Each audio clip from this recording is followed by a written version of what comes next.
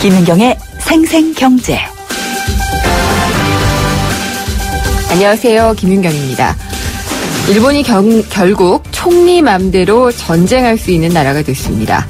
무력을 행사할 수 있는 세 가지 조건을 내걸기는 했지만 일본 언론들도요, 사실상 얼마든지 총리가 맘만 먹으면 무력을 행사할 수 있을 거라고 해석을 합니다.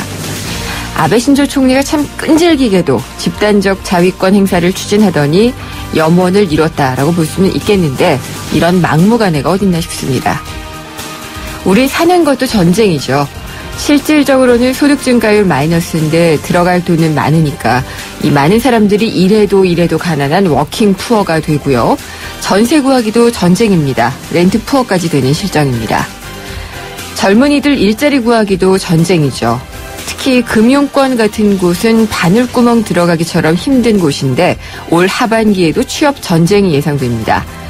스펙 따느라 전쟁 벌였는데 또 채용하는 규모는 줄어들고 마음속이 전쟁터 같을 취준생들에게 어떤 위로를 드릴 수 있을까요?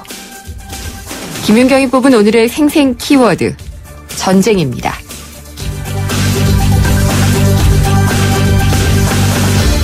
생생경제가 준비한 오늘의 경제 이슈입니다. 시진핑 중국 주석의 방한이 하루 앞으로 다가왔습니다. 이번 한중 정상회담에서 그동안 지지부진했던 한중 FTA 등 경제 현안이 돌파구를 마련하게 될지 관심이 집중되고 있는데요. 특히나 이 사상 최대 규모의 경제 사절단도 파견이 된다고 하죠. 잠시 후 2부에서는 시진핑 중국 국가주석 방한의 경제적 의미와 효과에 대해서 자세히 짚어보고요. 3부에서는 4대약 피해를 보상하는 보험 상품을 한번 알아보겠습니다. 학교 폭력, 성폭력, 가정폭력, 불량식품. 이 박근혜 대통령이 없어져야 할 대표적인 4대약으로 규정을 한 것인데요. 피해자들을 위한 안전장치로 보험 상품을 만들었다라는 설명이 나오고 있습니다. 그렇지만 사실 이거 민간에서 알아서 이렇게 보험 들어서 할 것이 아니라 실제로는 정부가 좀 도와줘야지 되는 것 아닌가라는 생각이 드네요. 3부에서 자세히 알아보도록 하겠습니다. 김윤경의 생생경제 1부 시작합니다.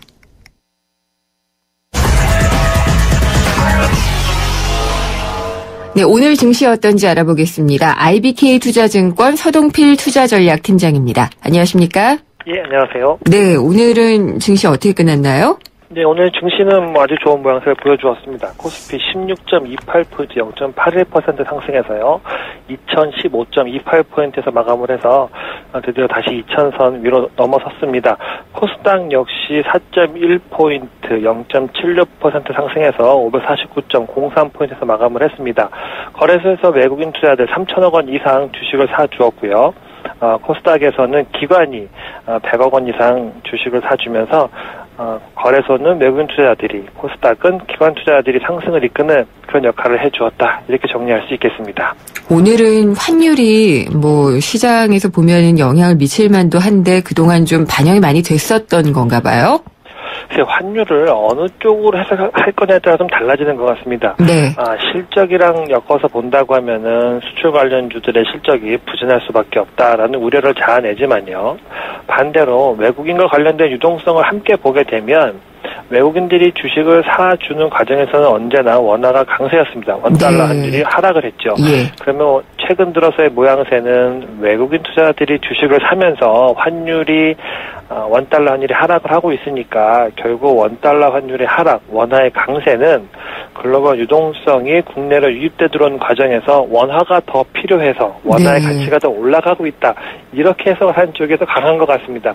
이렇게 놓고 보면 당분간 이 환율이 유동성과 관련돼서 해석을 하면 더 우호적인 현상이지 불편한 현상은 아니다라고 보시는 게 당분간은 이쪽에 좀 더 초점을 맞추시는 것이 좋을 것 같습니다. 그러면 이제 수급상 외국인들이 들어오고 있기 때문에 환율이 결과적으로 오르는 것이다. 이런 설명이네요?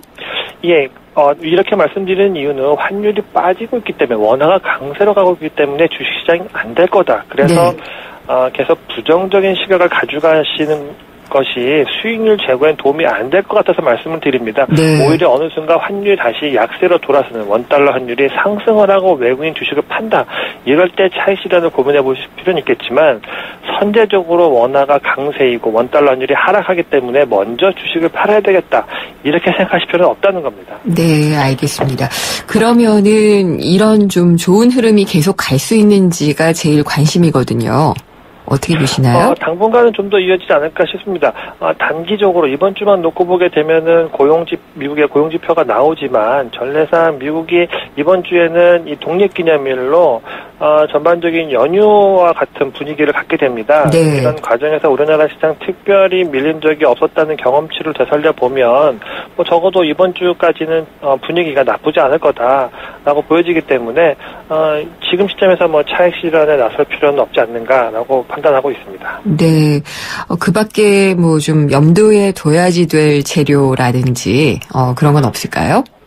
글쎄요, 최근 들어서는 단기적으로 봤을 때는 지금 크게 우려할 만한 포인트는 없다라고 보여지고 있습니다. 네. 하지만 다음 주 7월 8일이면 삼성전자가 드디어 2분기 실적을 발표하게 되는데요. 네. 점진적으로 실적에 대한 눈높이가 낮아지고 있어서 어느새 영업이익이 7.5조 대까지 떨어져 있습니다. 전망치가요. 그렇기 때문에 이 삼성전자의 실적이 정말로 7.5조까지 떨어진다라고 하면 이 관련 업종들, 관련 기업들에 대한 시각도 좀 많이 냉소적으로 바뀔 수 있기 때문에 네. 이 점은 좀 한 번쯤은 챙겨보셔야 될 필요가 있을 것 같습니다. 관련 종목이라 그러면은 코스닥에 있는 어떤 부품업체라든지 이런 곳들이 주로 되겠죠? 네. 핸드폰 쪽에 대한 실적의 부진함이 결국 삼성전자 실적을 끌어내렸다라고 보는 것이 일반적인 시각이니까요. 네. 만약 정말로 이렇게 실적이 안 좋았다라고 하면 결과적으로 핸드폰 관련된 이 부품업체들 실적도 역시 장담할 수 없다라고 보여지기 때문에 이런 기업들에 대해서는 여전히 조심하실 필요가 있을 것 같습니다. 네, 그러면은 좀 간신히 올랐던 코스닥 쪽은 조금 안 좋을 수도 있겠어요? 글쎄요, 이 시장 전반적으로 분위기가 다 침체될 거냐라고 생각하고 있지는 않습니다. 대표적으로 네. 이제 다음 같은 경우가 이제 어느새 코스닥의 대장주가 되어버렸는데요. 부품업체들도 있지만 그 외에 다른 인터넷 게임 업종, 레저 업종들도 있고요. 그렇기 때문에 시장을 매매하신다 이런 개념보다는 결과적으로는 종목을 매매한다는 쪽으로 보시면 코스닥 자체에 대해서 그렇게 너무 많이 불편해하실 필요는 없을 것 같습니다. 알겠습니다. 잘 들었습니다. 감사합니다. 네, 감사합니다. IBK 투자증권의 서동필 투자전략팀장이었습니다.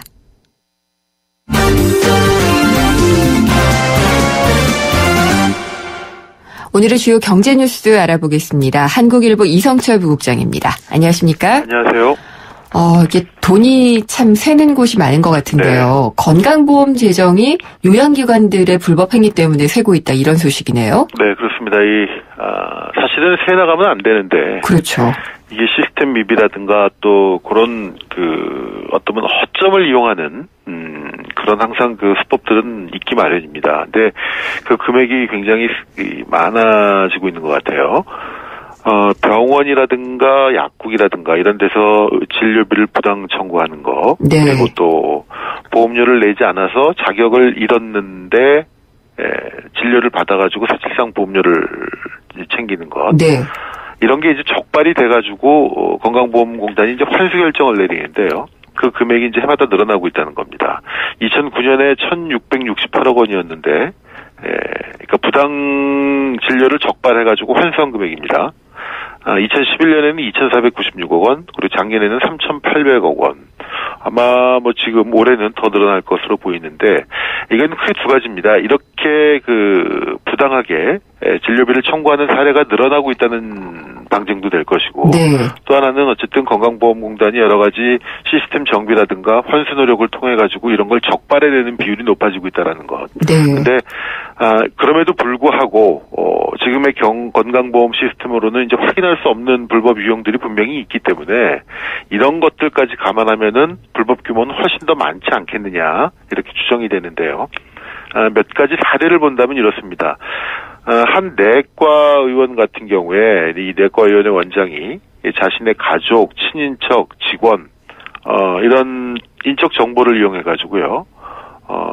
멀쩡한 사람들인데 탈수 현상으로 포도당, 이 수액제 같은 걸 맞았다. 네. 이런 식으로 신고를 한 겁니다. 그래가지고 2011년부터 12년까지 총 7,800만 원 정도의 진료비를 거짓으로 건강보험공단에서 타냈다고 합니다. 많이도 타냈네요. 예, 그러네요. 그리고 이 2010년 8월에 중국 국적의 정모 씨가 이제 아마 조선족으로 추정이 되는데요. 우리나라에서 이제 건강보험 지역 가입자 자격을 취득을 했다가 2년 뒤에 이 자격을 잃었다고 합니다. 근데 지금 병원이나 의원에 가면은 그냥 보험 적어놓기만 하고 자격이 있는지 없는지 일일이 다 확인하지는 않습니다.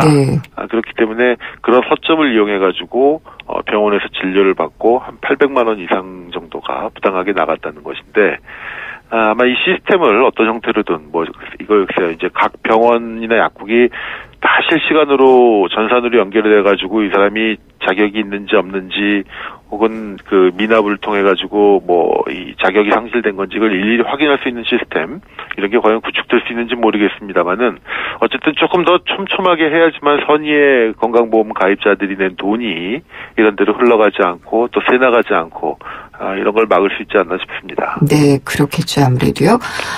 집배원들 같은 경우에 토요일에도 배송을 하셨어요. 네, 그렇습니다. 근데 이제 토요일은 안 하신다고요? 예, 이달 중순부터 이제 완전 주호일 근무제가 시행이 된다고 그러는데요. 이달 12일부터 시행이 된다고 그럽니다. 그동안은 어떻게 했었냐면은 이제 이 일반 우편 같은 경우는 주 5일이 됐었고요. 그러니까 토요일 휴무를 했었고요. 네. 그 외에 택배 같은 경우는 이제 토요일도 배달을 했었던 것이죠. 근데 이것도 이제 앞으로는 택배까지도 다 이제 토요일은 휴무를 하게 된다는 겁니다. 그래서 이제 월요일부터 금요일까지만 배달을 하게 된다는 건데, 그래서 지금 같은 경우에 이제 금요일 날 만약에 택배를 접수를 하면은 토요일 날 배송이 가능했는데요. 네. 이제 월요일 날 가게 된다고 합니다. 그래서 이제 기업체들이라든가 특히 이제 대량으로 이용하는 데들 같은 경우는 가급적이면은 목요일 날 좀 접수를 하도록 유도를 할 계획이고요. 참고로 말씀드리면은 이 집배원들 같은 경우에 1인당 월 1.6회 정도씩 토요 근무를 했다고 합니다. 네. 한 번은 꼭 하고 한 번 반 정도 토요 근무를 했다는 것이고요. 그래서 이 집배원들의 연간 근로 시간이 2,640시간. 그래서 작년 우리나라 근로자 평균 근로 시간이 2,090시간인데요. 집배원들 같은 경우에 30% 정도를 더 일을 했다고 합니다. 네. 그러니까 글쎄 이제 택배를 받으시는 분들은 조금 불편함이 있을 수도 있겠습니다만 어쨌든 지금 주호일 이 근무 체제가 이제 전 업종, 전 산업에 다 확산이 되고 있기 때문에 아마 이런 것들을 좀 감수를 하고 거기에 맞춰서 또 어떤 택배 일정이라든가 이런 거 다 조정을 좀 해야 될 것 같습니다. 네, 참 그러고 보면은 우리가 편리함을 많이 누렸었죠. 그렇죠. 그리고 가게들도 보면은 24시간 영업이 굉장히 많아졌잖아요. 맞습니다. 예. 전 도시, 전 세계가 안 자고 있는 것 같다는 생각도 들기도 하고. 사실 외국 보면은 지금 예컨대 병원이나 약국 같은 경우는 우리는 토요일을 다 하죠, 진료를. 거의 하죠, 오전 중에는요. 외국 같은 경우는 거의 안 하게 되는데, 모르겠습니다. 그거는 강제할 건 아니고 병원에서 우리는 하겠다라고 하면 하는 건데, 어쨌든 이 주호일에 따른 편리도 있고, 불편도 있고, 다 그런 게 아닌가 싶습니다. 예. 저도 주말에는 쉬고 싶습니다. 이 공공기관 일감 몰아주기 정상화에 대한 얘기가 또 나왔네요. 예, 우리가 이제 일감 몰아주기 그러면 이제 재벌 그룹들이 보통 그렇죠. 계열사에 계열사들한테 몰아주고 예. 그 차익을 온전히 누리게 되고 오너들이 이런 부분들만 생각을 했는데 알고 보면 공공 부분에도 일감 몰아주기가 적지 않다고 합니다. 오늘 노델의 공정거래위원장이 국회 정무위원회에 출석해서 이 업무 현황을 보고하는 자리에서 이 문제를 지적을 했다고 합니다. 독점적인 지위에 있는 일부 공기업들이 계열사라든가 이 퇴직자들이 취업한 회사들, 낙하산으로 간 회사겠죠? 네. 이것도 일종의 관피아 회사들인데 이런 데에다 일방적으로 일감을 몰아줘서 민간 시장을 교란하고 있다 이렇게 지적을 했고요. 경제적인 파급 효과가 큰 공기업들의 이 불공정 관행을 반드시 정상화해야 된다. 이렇게 얘기를 했다고 합니다. 네. 공기업들이 사실 시장에 우리가 항상 민간 기업들만 문제를 삼게 되는데 공기업들 같은 경우에 대부분 독점 기업들이 많습니다. 거의 그렇죠. 예. 예. 독점 기업이다 보니까 워낙 우월적 지위가 강하고요. 그 밑에 있는 수많은 관계사 계열사들에 대해서 소위 이른바 갑질 논란도 끊이질 않고 있는 게 현실입니다. 그러다 보니까 이 관계사라든가 계열 관계에도 뭐 말할 것도 없고, 말씀드렸던 것처럼 이 퇴직 임직원들이 내려가서 일하고 있는 유관회사들, 네. 거기한테 이제 일감을 몰아주고, 그 회사 입장에서는 이 공기업 퇴직 임직원을 받는 이유가 바로 이런 것 때문에 받는 거 아니겠습니까? 당연하죠. 예. 그렇게 해야지 독점적으로 계속 공급 관계를 이어갈 수 그렇죠. 있으니까요. 일감을 몰아주고 대신 퇴직 임직원들을 글로 내려보내고 아주 네. 건전하지 못하고 끈끈한 이상한 관계. 그런 관계를 맺어가고 있는데 그럼 반드시 발본색원이 돼야 된다고 생각이 됩니다. 뭐 민감도 말할 것도 없겠지만 네. 하물며 공기업이 이런 짓을 한다는 건 말이 안 되는 거죠. 그렇기 때문에 공기업은 정말 독점이기 때문에요. 게다가 이제 하도급법 위반을 하더라도 고발하기도 어렵잖아요. 그렇습니다. 끊기게 되니까 그래서 이런 거야말로 공정거래위원회에서 좀 해야 될 게 아닌가라는 생각이 드네요. 예. 인터넷에서 개모임 많이 하나 봐요? 인터넷 개모임 사이트를 만들어가지고 불법으로 자금을 모집하는 유사 수신 행위가 급증하고 있다고 합니다. 네. 금융감독원이 한 예를 오늘 들면서 이제 그 일종의 경계 경보를 내보냈는데요. 사이버 개모임, H로 시작하는 뭐 사이트가 있다고 합니다. 내용이 네. 어떤 방식이냐면 갯돈을 입금하고 다른 개원들을 끌어모으면 큰 수익을 올릴 수 있다고 선전을 한다고 합니다. 다단계네요? 예, 일종의 다단계죠. 예. 그러니까 예를 들어서 피라미드식인데요. 네. 33만 원의 가상 계좌를 만들어가지고 33만 원을 넣고 회원들을 모집하면 670만 원을 뭐 얻을 수 있다. 이런 식으로 선전을 하고 있다고 합니다. 그래서 네. 이걸 적발을 해가지고 수사기관에 통보를 했는데 금감원측에 따르면 이건 산술적으로 도저히 수익 실현이 불가능한 구조라고 하는 겁니다. 예. 수익 실현이 불가능한데 이런 수익을 얻게 해준다는 건 누군가의 돈을 뺏어서 주겠다는 거거든요. 그러니까 이 피라미드 다단계 사기라는 게 결국 금융사기라는 게 결국 이 하위 모집자들이 받아야 될 돈을 상위 사입자들이 뺏어가는 거 아니겠습니까? 네. 그런 것들이 지금 인터넷상에서 심심치 않게 있다고 하니까 인터넷 이용자들의 각별한 주의를 요망한다. 금융감독원이 그렇게 오늘 경고를 했습니다. 네, 오늘 말씀 감사합니다. 네. 한국일보 이성철 부국장이었습니다.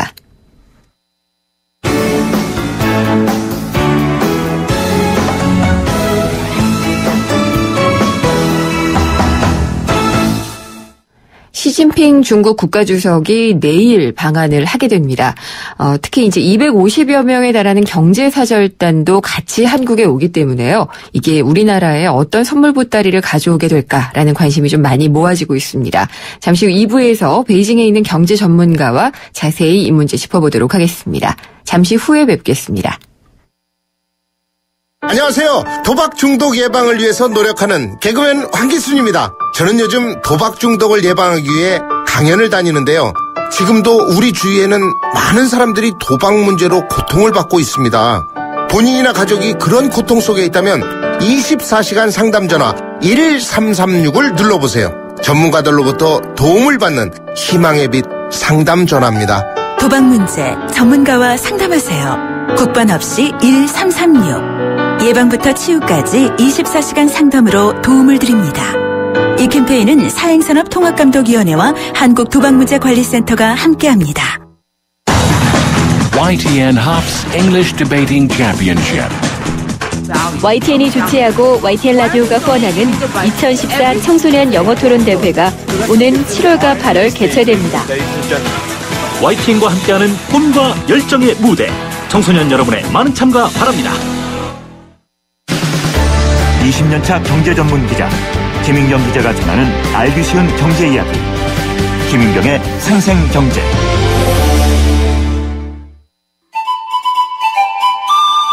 어머나, 진짜 경제는 장바구니 안에 있지. 발로 뛰는 생생경제가 찾은 구석구석 경제 현장. 장바구니 생생경제.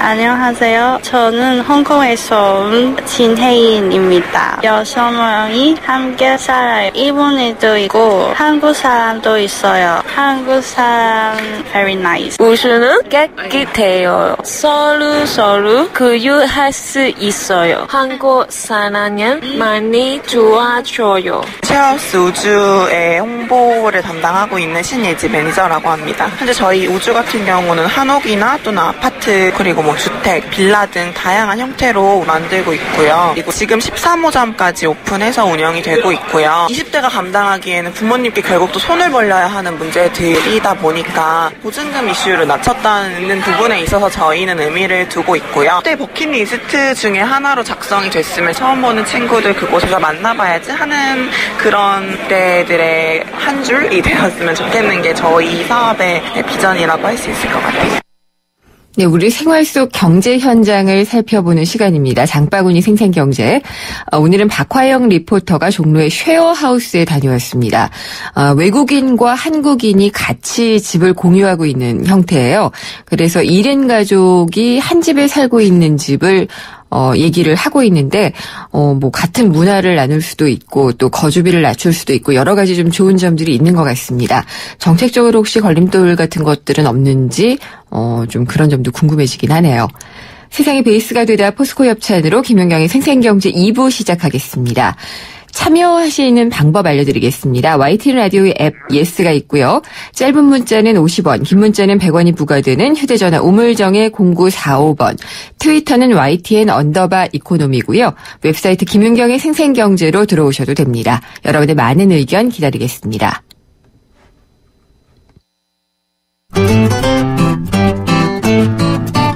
생생경제를 다양하게 만나는 방법.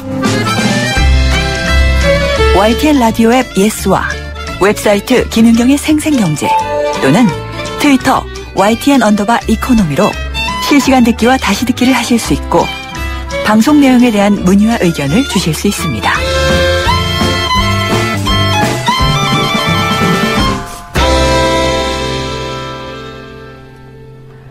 네, 시진핑 중국 국가주석의 방한이 하루 앞으로 다가왔습니다. 박근혜 대통령하고 시진핑 주석은 작년에도 우리나라 대통령이 중국을 방문하면서 한 번 만난 적은 있는데 우리나라로 또 오게 되니까 더욱 관심이 모아지네요. 외교 안보뿐만이 아니라 특히나 이 경제 협력에 대한 기대감이 높아지고 있는데 중국 측은 사상 최대 규모라고 하죠. 250여 명의 경제 사절단을 파견할 계획이라고 합니다. 시진핑 중국 국가주석의 방한, 경제적 의미와 효과는 무엇일지, 어떤 것들을 전망할 수 있을지 베이징에 있는 LG경제연구원 중국연구소의 한홍석 고문과 전화로 얘기를 나눠보도록 하겠습니다. 안녕하십니까? 예, 안녕하십니까? 네, 베이징에 계시죠? 예, 베이징입니다. 네, 날씨는 괜찮나요? 그쪽 굉장히 진하게 큰 비가 왔어요. 아, 그렇군요. 시진핑 중국 국가주석이 한국에 간다 이런 걸 보는 중국의 시각은 어떤가요? 예, 내일 시진핑 주석의 방한이 중국에서 매우 중대한 행사입니다. 오늘 중국 경제계와 언론 매체들은 대체로 사물하지만 당연한 일로 받아들이고 있습니다. 네. 지난해 박근혜 대통령의 방송에 이어서 이번에 남미 방문, 이것이 양국의 경제협력 관계를 더욱더 증진시키는 효과를 가져올 것으로 기대하고 있습니다. 그럼 상당히 좀 들뜬 분위기라고 봐도 될까요? 좀 한국보다는 좀 그렇죠. 좀 차분한 이런 분위기라 보고 있습니다. 아, 그렇군요. 근데 지금 여러 가지 정상회담이 갖고 있는 어떤 정치적인 의미, 외교 안보적인 의미도 있지만, 저희는 이제 경제적 측면을 많이 관심을 갖고 보고 있어요. 어떤 것들이 좀 의미 있게 이루어질 수 있는 계기가 될까요? 지금까지 한중 두 나라의 규모, 이것은 이미 매우 높은 수준에 와 있습니다. 네. 다만, 지금까지 무역 구도가 일부 분야나 품목에 지나치게 집중되어 있고, 대중 투자도 비슷한 이런 상황인데, 이런 무역 이익, 그래서 투자 이익이 양국 경제의 각 분야에 폭넓게 확산되려면 상호 투자와 기술 협력 같은 분야로 확대할 필요가 있습니다. 네. 따라서 이번에 방문을 통해서 한국 입장에서는 중국의 금융, 문화 산업도 소매 이런 서비스 분야를 확대하려는 의지가 강하고 중국 입장에서는 한국에 대한 직접 투자를 통해서 선진 기술도 이제 더욱 박차를 갈 것이라는 이런 것을 기대해 봅니다. 네, 특히나 이제 한중 자유무역 협정이요, 한중 FTA가 협상을 진행을 하고 있는 중이잖아요. 그렇기 때문에 그렇죠. 여기에 있어서도 어떤 진전을 볼 수 있는 계기가 될까, 이것도 좀 관심이에요. FTA 협상이 이미 여러 차례 진행됐고, 작년에 이미 박근혜 대통령이 방문 시에 대체로 올해 내에 체결을 완성한다는 기본 목표를 결정한 것으로 보입니다. 다만 세부 협상에서 아직까지 그 농산품 혹은 중국의 공업 제품 수입 이런 품목에서 약 10% 정도 이것을 때 양해 이 품목에서 아직 거리가 있는데 이번에 더욱 양보해서 제도 합의에 어떻게 달성한가 한 이 과제가 아직도 남아 있습니다. 네. 그리고 이번에 경제 사절단 규모를 보니까 상당히 크고요. 이름만 대면 알만한 분들 상당히 좀 많이 오더라고요. 예, 그렇죠. 알리바바 회장도 온다고 하고 화웨이 같은 전자업체 회장도 온다고 하는데 이런 분들 오시면은 뭔가 우리랑 좀 구체적인 협상을 할까요? 아마 구체적인 프로젝트가 뭐 어떻게 협상이 달성될지 이거는 아직까지 좀 알기 어려운데 다만 이번에 그 중국 기업들이 한국에 대한 관심도를 높이고 한국에 대한 이해를 강화하고 특히 한국의 투자 환경이라든가 법규라든가 이걸 진으로 확인하는 이런 면에서는 상당히 중대한 의미가 있다고 봅니다. 물론 이번에 뭐 직접 어떤 프로젝트가 성사되라는 이거는 저는 아직 크게 희망을 걸고 있지 않지만은 앞으로 어떤 기술 상담 면에서는 아주 중요하죠. 왜 희망을 안 걸고 있나요? 그냥 신중하게 말씀하시는 건가요? 그게 왜 그런가 하면 아직 중국 기업들이 특히 이런 그 중국 기업가들 한국에 대해 잘 몰라요. 한국의 기업 환경이라든가 경영 환경이라든가. 그래서 또 약간 그 전에 뭐 쌍용 투자라든가 이런 면에서 중국과 다른 환경이 있잖아요. 노조 활동이라든가 그다음 환경보호 단체라든가 이거 중국 기업가들이 잘 이렇게 아주 습관되지 않은 이런 면이 있어요. 정부에서 또 허가하면 다 진행될 것으로 생각하지만은 구체적으로 어떤 환경보호 단체라든가 노조라든가 이런 데서 큰 이런 장애가 있을 수도 있다 이런 면에서 잘 모르고 있기 때문에 이런 것을 실제로 체험하고 알고 아는 것이 아주 중요합니다. 네, 그러려면 이제 일단 그 재계 총수들, 우리나라 재계 총수들도 그렇고 그쪽 사절단하고 만나서 이런저런 얘기들을 좀 많이 해야지 될 것 같은데. 조례 상황이 상당히 중요하죠. 그 자리에 시진핑 주석도 참석한다라고 들었는데요. 저는 그것보다도 이렇게 전문 기업가들이 한국에 가서 한국을 보고 또 한국의 이런 경제 발전 과정에서 나타나는 문제를 배우고 또 한국 국민들이 중국에서 이렇게 최근에 경제가 어려움에도 불구하고 자수성가한 전문 기업가들이 아주 많다. 이런 것을 이렇게 느끼는 것이 아주 중요하다고 아주 충격적이라고 저 보고 있습니다. 네. 지금 고문님께서, 한홍석 고문님께서 이제 중국에 계시니까요. 중국 경제에 대해서는 그동안 굉장한 고성장을 했었기 때문에 조금 더뎌져도 걱정들을 좀 많이 하거든요. 그 부분은 어떻게 보세요? 요즘 중국 경기는 어떤가요? 보통 그래서 뭐 한국 경제가 중국에 대한 의존도가 높기 때문에 중국 경제가 기침을 있으면 감기가 걸린다, 한국에 감기가 걸린다 이런 말도 많은 정도로 한국 국민들이 중국 경제의 일거일동에 아주 이렇게 관심하고 있는 것은 사실입니다. 근데 제가 생각하는 거는 단기적인 부침보다도 장기적인 발전 잠자력은 아직도 크다. 이것을 장기적인 안목에서 보는 것이 아주 중요합니다. 사실 중국이 침체된다, 망한다, 어쩐다, 이런 거는 12년 전부터 계속 나왔던 얘기고, 최근에 경제가 약간 좀 둔화되니까 사람들 근심하고 있는데, 저는 그 근심보다도 앞으로의 그 발전 잠자력, 이것을 계속 믿고 있는 것이 더 중요하다고 생각합니다. 망하진 않겠죠.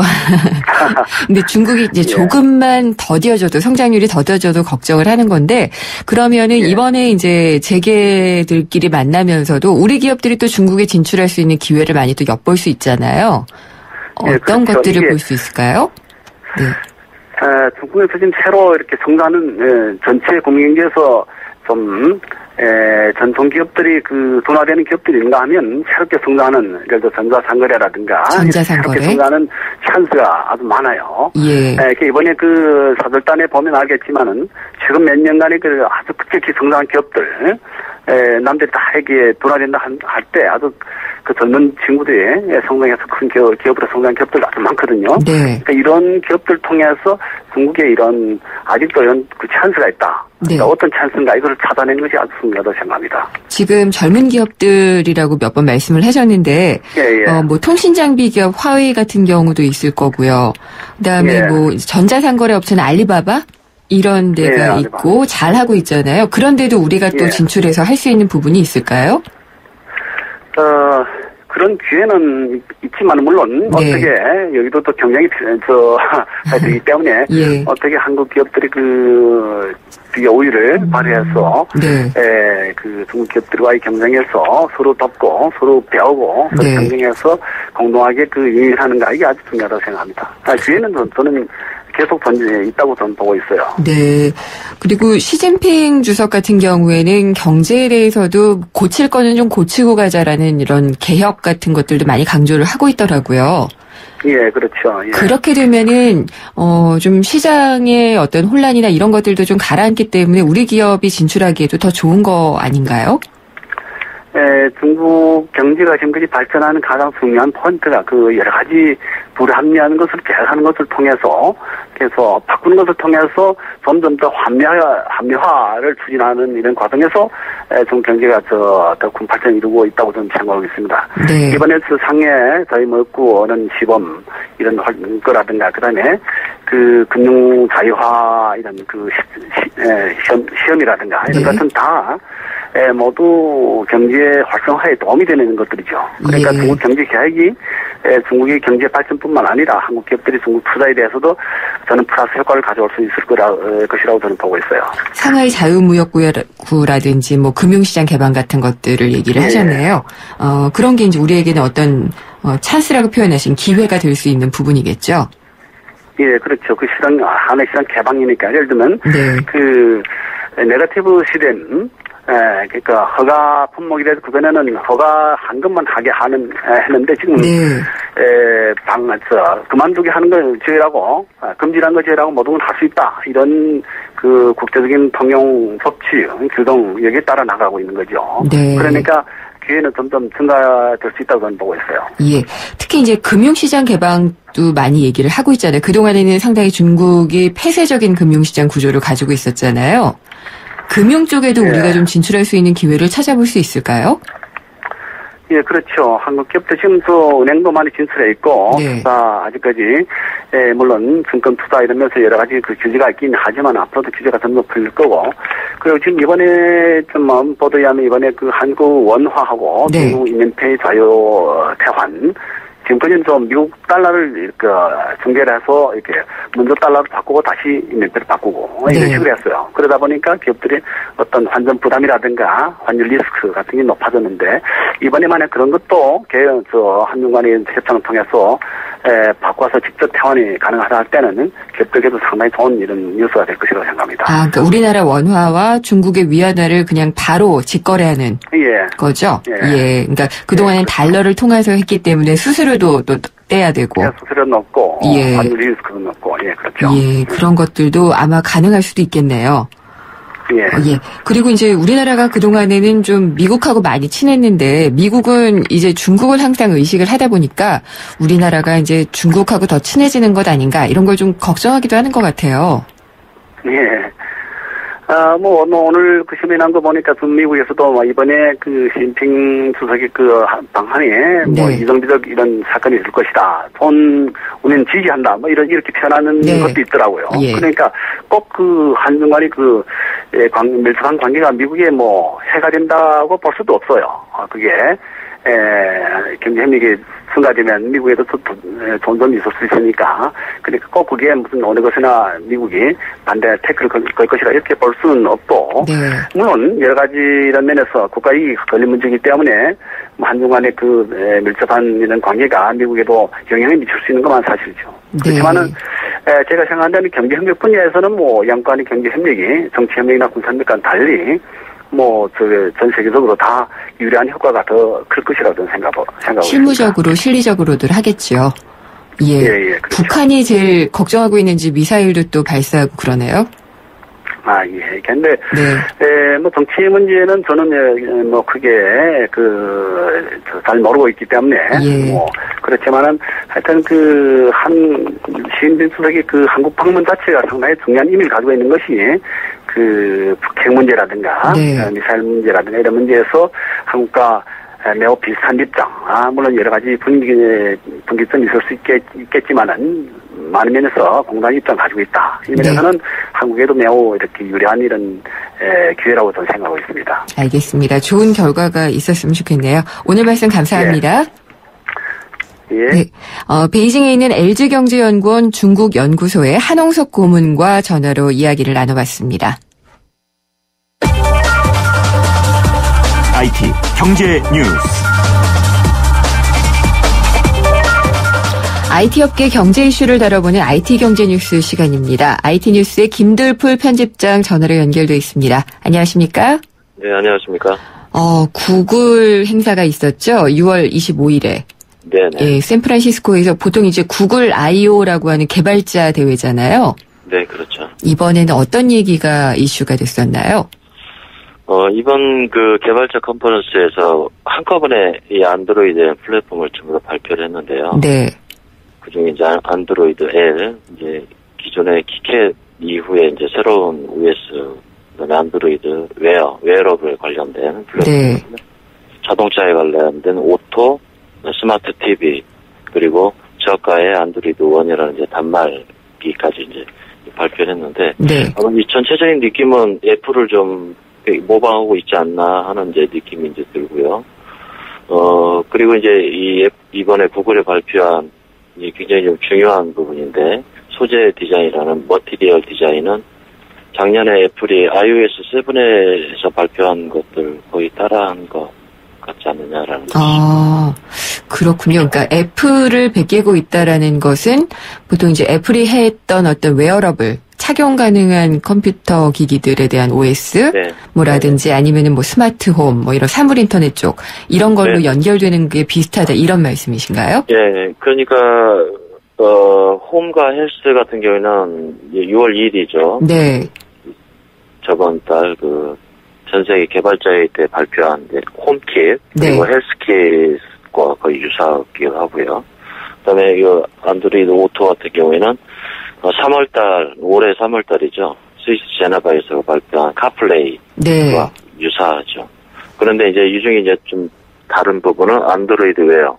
예. 애플이 현재 이제 스마트 아이워치를 준비 중에 있는데, 이제 구글이 그런 이제 시계를 먼저 이제 출시한 거고, 거기 이제 국내 업체인 LG G워치나 안드로이드, 삼성 기어 라이브를 네.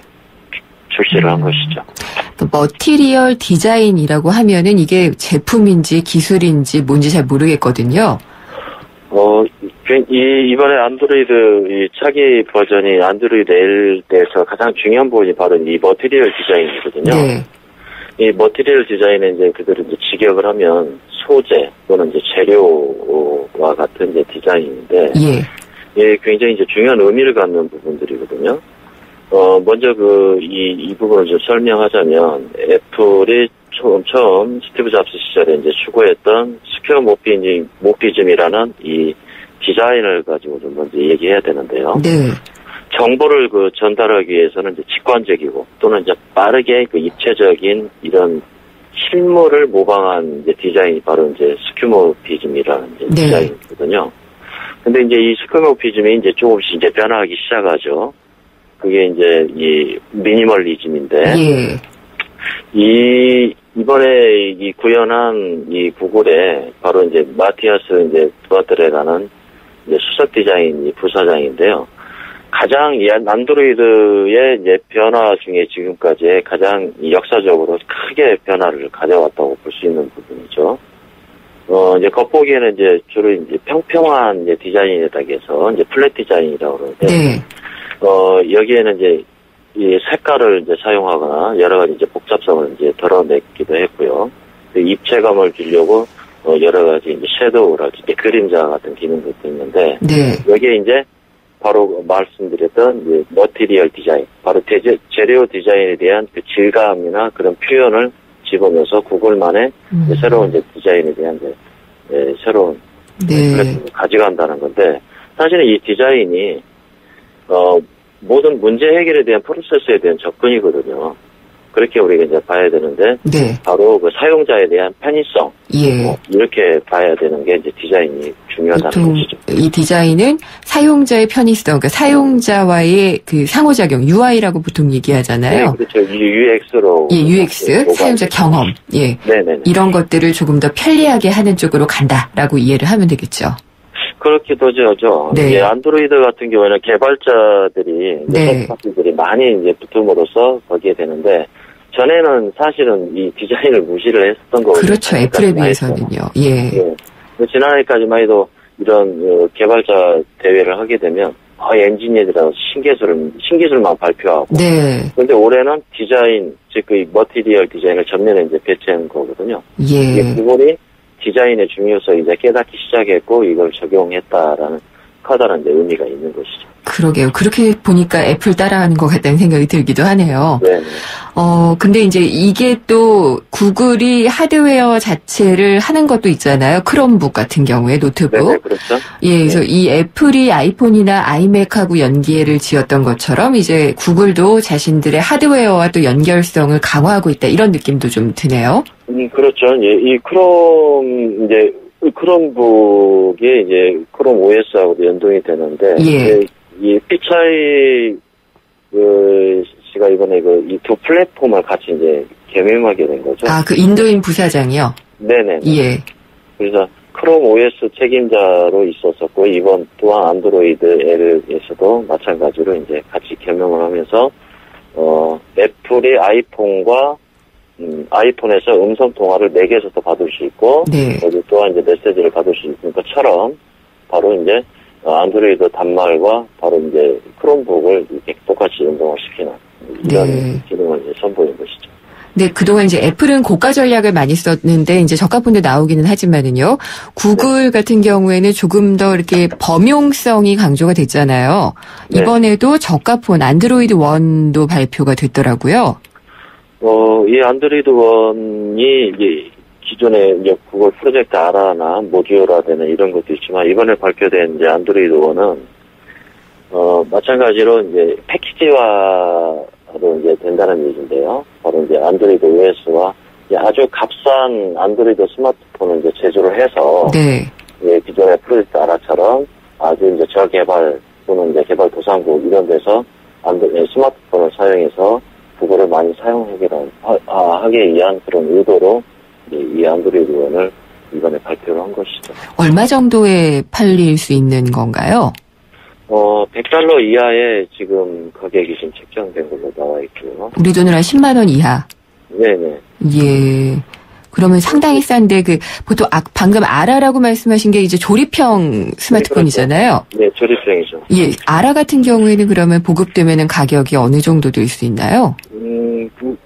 마찬가지로 아주 저가에 지금 나갈 걸로 좀 나와 있습니다. 예. 그러면은 좀. 목적이, 구글의 이제 프로젝트 룬, 이제 풍선을 띄워서 인터넷을 이제 아주 오지나 그런 아프리카 같은 재개발 국가에 인터넷을 사용하기 위한 이런 것과 다 같은 맥락을 같이 하는 것이죠. 그리고 한 2년 전부터 웨어러블 그러면서 이제 뭐 구글 글래스니 아이워치니 얘기는 많이 됐었잖아요. 네. 이번에 바로 이제 선수를 친 게 안드로이드 웨어라고 할 수 있겠죠. 네네, 그렇죠. 이번에 안드로이드에 이제 출시가 되는데 이제 여러 제조사들이 사실 있는데요. 네. 국내 기업으로는 LG전자, 삼성전자가 동참을 했고, 모토로라도 역시나 이제 이 웨어러블 시장에 구글께 이제 나오는데, 네. 우리 LG의 G워치는 현재 국내에서도 현재 출시를 하고 있고요.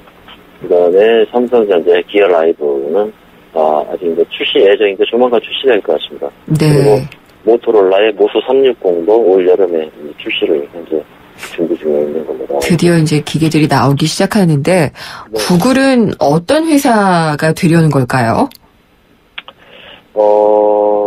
이제 종합적으로 이렇게 보면은, 이제 애플과 많이 비교를 하잖아요. 네. 이제 소비자 관점에서 보면 애플이 좀 보다 혁신적이지 않느냐라는 이제 이런 생각을 갖게 되는 거고요. 근데 이제 커다란 비전을 관점해 보면 구글이 역시나 혁신적이다. 네. 하나의 단위 제품이 아니라 전체를 묶는 하나의 큰 시스템이 바로 이제 구글이 갖는 이제 꿈인 것 같고요. 예. 이 회사의 이제 성장 배경을 쭉 보면은 검색 엔진부터 지메일, 유튜브, 그다음에 구글 드라이브, 여러 가지 구글 플러스, 안드로이드 모바일 이렇게 쭉 가는데 사실 이 세계 정복인 것 같습니다. 그렇죠. 우주 정복도 하려고 하는 것 같고요. 네, 그래서 이제 몇 가지 좀 사례를 보면, 예. 태양열이나 지열 또는 풍력 이런 재생 에너지를 개발하는 프로젝트도 현재 쓰고 있고.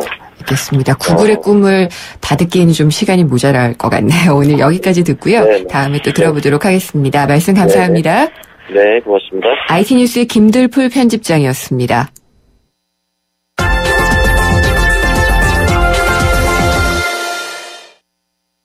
학교 폭력과 성폭력, 가정폭력, 불량식품.